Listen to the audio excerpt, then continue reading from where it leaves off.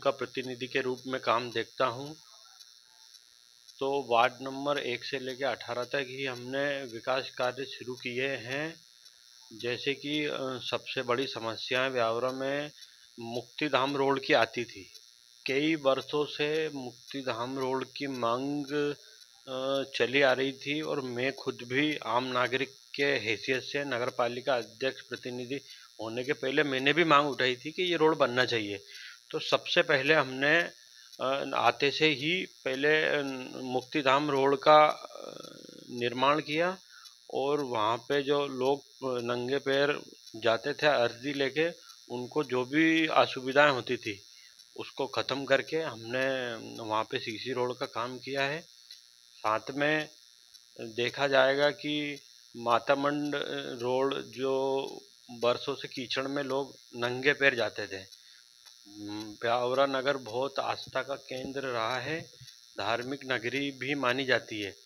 तो नवरात्रि में हमारी माता बहनें नंगे पैर जब वहाँ जाती थी मातामंड मंदिर पे, शीतला माता मंदिर पे, तो उनके पैर कीचड़ से खराब हो जाते थे, तो उनको बहुत समस्या आती थी।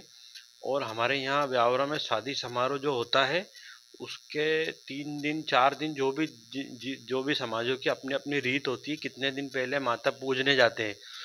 तो देखा जाता है कि जो परिवार की माता पूजन होती है वो सब नंगे पैर शीतला माता पूजने जाते हैं। तो उस रोड पे बहुत ज़्यादा समस्याएं थी, बहुत ज़्यादा कीचड़ थी। तो हमने माता मंदिर से लेकर शमशान तक एक बेहतरीन अतिक्रमण हटा के रोड बनाया है, जो वार्ड नंबर 16 और 15 में आता है।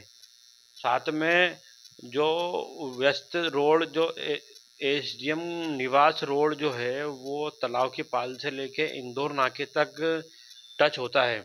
हमारे ब्यावरा में ट्रैफिक की बहुत ज़्यादा समस्याएं हैं, तो हमने यहाँ से इंदौर नाके से लेकर शमशान रोड तक एक रोड जो पुराना व्यस्त रोड था उसको भी सीसी रोड बनवाया है, जो वार्ड नंबर 13, 14 और 15 में आ रहा है।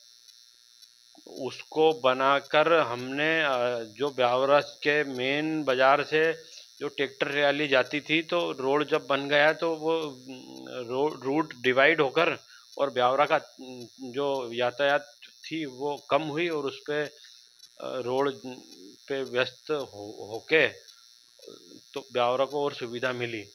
साथ में देखा जाए कि ब्यावरा की जो अपना नगर क्षेत्र में जो कन्याशाला स्कूल के सामने से लेकर श्यामा रेसिडेंसी तक हमारे बहुत शैक्षणिक संस्थाएं हैं। 4-5 स्कूल वहाँ पे आते हैं और 25 से 30 से 40 भी कोचिंग वहाँ पे थी। वहाँ पे बिल्कुल रोड था ही नहीं। मैंने जब देखा था चुनाव के पहले भी तो वहाँ रोड नहीं था और भयंकर धूल वहाँ पे उड़ती थी।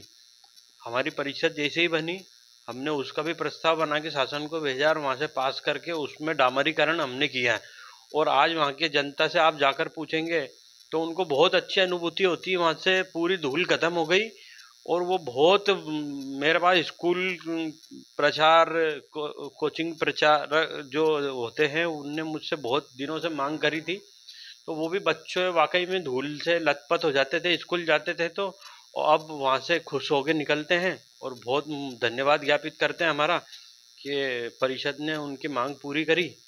ऐसे ही आप देखेंगे कि वार्ड नंबर 1 में जो नगर पालिका के पास से लेकर रामलीला मार्ग से लेकर राजगढ़ रोड तक हमने सीसी रोड बनाया है, जो वार्ड नंबर 2 और 3 में आता है। वो रोड भी हमने माननीय मुख्यमंत्री जी के माध्यम से कायाकल्प अभियान के माध्यम से बनाया। तो ऐसे करके हमने 18 वार्डों में विकास कार्य किए हैं जो जनता जानती है। और प्रधानमंत्री आवास की भी बहुत सारी पेंडेंसी चल रही थी हमारी परिषद के आने के पहले। जब कुछ सालों का 2-3 सालों का प्रशासक काल था तो शासकीय जो अधिकारी कर्मचारी होते हैं उनको कोई जनता से मतलब नहीं होता है, तो हमने वो भी भोपाल जा जाके हमने अभी तक 23 से 24 करोड़ रुपए एक साल के अंदर प्रधानमंत्री आवास के पहली, दूसरी और तीसरी किस्त के माध्यम से डाले हैं। और हमने 850 और नए आवास की डीपीआर बनने के लिए भोपाल दे दी है। हमने ब्यावरा जो हमारे कर्मचारी उसे भी सर्वे करा लिया है, पटवारी से सर्वे कराकर कलेक्टर अप्रूवल भी लेकर हमने भोपाल भेज दी है सूची। जल्द ही वो सूची आएगी और 2024 में हम उनको भी आवास का लाभ देंगे। जैसे कि नगर पालिका अध्यक्ष प्रतिनिधि पवन कुशवाहा ने आपको बताया है कि इन्होंने 2023 में क्या क्या विकास कार्य किया है, और हम इनसे चर्चा करेंगे कि 2024 को लेकर इनकी क्या रणनीति है, किस प्रकार से ये विकास कार्य को करना चाहेंगे, तो उसको लेकर इनकी क्या रूपरेखा है, क्या रूपरेखा है आपकी 2024 को लेकर? 2024 हमारे लिए और आपके लिए और ब्यावरा की जनता के लिए बहुत सुनहरा होने वाला है। कैसे सुनहरा होने वाला है ये भी आपको बता दूं कि हमने रोजगार के क्षेत्र में भी ब्यावरा में हमने 20 दुकानें अभी बस स्टैंड के ऊपर बना दी हैं, जिसकी नीलामी हम 1-2 दिन में निकालने वाले हैं। जो लोग रोजगार करने की सोच रहे हैं वो वहाँ से हम नीलाम करेंगे और किस्तों में उनसे पैसे लेंगे, ताकि उनको बाहर नहीं पड़ेगा और दुकान लेके अपनी दुकान व्यापित करेंगे। 2024 का जो विजन है हमारा, एक जो पुरानी सब्जी मंडी जो तोड़ दी गई थी वहाँ पे भी हमारी नगर पालिका की भूमि पड़ी है, वहाँ पे 65 दुकानों का हम कॉम्प्लेक्स बनाने जा रहे हैं और हम बिल्कुल नियम अनुसार उनको, जिनको भी रोजगार चाहिए उनको दुकानें देंगे। साथ में ब्यावरा का जो एबी रोड बना था, माननीय विधायक तत्कालीन जो नारायण सिंह जी पंवार थे, उनने ये रोड बड़े मशक्कत से और जो चौड़ीकरण कराया था, और आज भी वो मेरा सौभाग्य है कि वो आज मेरे साथ वापस से विधायक बन के आए और मध्य प्रदेश शासन में मंत्री हैं। तो उनके मार्गदर्शन में हम 2024 में एबी रोड के आसपास जो पेवर ब्लॉक लगने थे, बहुत सालों से सोच रहे थे कब लगेंगे, पर 2024 में मैं वादा कर रहा हूँ आपसे, 2024 में दोनों तरफ पेवर ब्लॉक लग जाएंगे। और जो लोहे की जाली जो लगाई थी वो थोड़ी गड़बड़ लगी थी, तो परिषद के माध्यम से और माननीय मंत्री जी के माध्यम से हम राजस्थान के लाल पत्थर की जो जाली है वो उसमें लगाएंगे। एक आप लोगों को ध्यान होगा कि नरसिंह द्वार एक हुआ करता था प्राचीन, जिससे ब्यावरा की पहचान होती थी, वो एबी रोड बनने के टाइम पे टूट गया था। तो वो भी 2024 में उसका निर्माण कार्य शुरू हो जाएगा। उसका टेंडर भी लगा दिया, टेंडर खुल भी गया, ठेकेदार जल्द ही उसका अनुबंध करा के वो काम चालू करेंगे। एक गुना बाईपास पे एक भारत माता की बहुत अच्छी प्रतिमा लगने वाली है, जो ब्यावरा को सुशोभित करेगी। इसी के साथ साथ हम विवेकानंद जो कॉम्प्लेक्स है वहाँ पे भी पेवर ब्लॉक लगाने का काम करेंगे और उसको भी सुशोभित करने का काम हम करेंगे। 2024 में एक ब्यावरा के अंदर हम बहुत सुनहरा पार्क बना के देंगे ब्यावरा की जनता को, और साथ में एक पुराना तालाब हमारे यहाँ पड़ा है, वो बहुत अव्यवस्थित है, तो उसका टेंडर हमने लगा दिया है। 15 तारीख उसकी आखिरी तारीख है, और टेंडर जल्दी खुल के और ठेकेदार से अनुबंध करके हम तालाब का भी सौंदर्यीकरण का काम हम करेंगे 2024 में। जैसे कि नपा अध्यक्ष प्रतिनिधि पवन कुशवाहा ने बताया कि 2024 में उनकी क्या रूपरेखा है विकास को लेकर, ये उन्होंने आपको अवगत कराया है। और हम जैसे कि ब्यावरा शहर के यातायात व्यवस्था को लेकर हम चर्चा करेंगे कि यातायात व्यवस्था को लेकर इनकी क्या प्लानिंग है, क्या प्लानिंग है आपकी यातायात व्यवस्था को लेकर?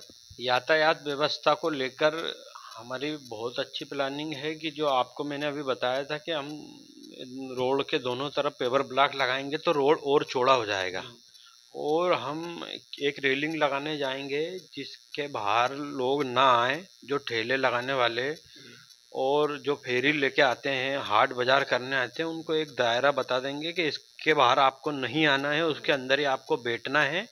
साथ में हम शासन से बात करके जो शासकीय भूमि अगर हमको पार्किंग के लिए मिल जाएगी तो हम माननीय विधायक जी से भी निवेदन करेंगे कि वो कैबिनेट से उसका प्रस्ताव करा के और हमको शासकीय भूमि नगर पालिका को आवंटित कर दें, ताकि हम उसको मल्टी पार्किंग बनाने का प्रयास करें, ताकि और भी जो यातायात व्यवस्था गड़बड़ है वो सुधरे।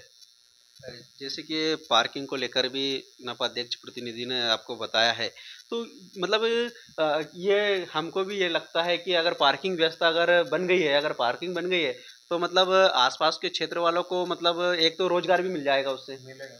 जिसके बाद में जो पार्किंग है रोड पे ट्रैफिक नहीं होगा, तो एम्बुलेंस वगैरह और जो भी वाहन है इमरजेंसी वाले, उनको निकलने में भी आसानी रहेगी। और जैसे कि आपको पता है कि अभी अवार्ड भी दिए गए हैं स्वच्छता को लेकर, तो क्या है कि इंदौर फिर से नंबर 1 पे आया है, तो इसको लेकर अपने ब्यावरा शहर को नंबर 1 लाने में आपकी क्या तैयारी है? किस प्रकार से आप इसको करना चाहेंगे स्वच्छता के मामले में नंबर 1? देखिए, मैंने आज ही स्वच्छता की बैठक ली है और हमने जो सफाई दरोगा हैं उनको भी निर्देश किया है कि सफाई व्यवस्था सुधारें, अन्यथा आप लोगों पे कार्रवाई होगी और उसको जो कर्मचारी उसमें लापरवाह पाया जाएगा उस पर सख्ती से हम कार्रवाई करेंगे, कोई को बख्शा नहीं जाएगा। जैसे कि देखा है कि अपन ने इंदौर जाते हैं तो वहाँ पे वहाँ के जो लोग हैं, जनप्रतिनिधि है, वहाँ के स्थानीय लोग भी है, वो भी क्या है कि स्वच्छता को लेकर काफ़ी जागरूक है। तो इस मामले को लेकर ब्यावरा को क्या करना चाहिए कि ब्यावरा की जनता को? मैं आपके माध्यम से ब्यावरा की जनता से निवेदन करना चाहता हूँ कि इसके पीछे का कारण भी हमको देखना पड़ेगा कि इंदौरी हर बार फर्स्ट क्यों आता है। इसके पीछे का कारण कोई कर्मचारी या कोई जनप्रतिनिधि नहीं होता है, उसके पीछे का कारण वहाँ की जनता होती है। अगर मैं भी जाऊँगा, मैंने 2-3 बार एक प्रैक्टिकल करके देखा कि मैंने कचरा डाला तो वहाँ के आसपास के 4-5 लोग आते हैं कि भैया आप कोई भी हो पर ये जो कचरा आपने डाला है वो आपको उठा के और आपकी जेब में रखिए या डस्टबिन में डालिए।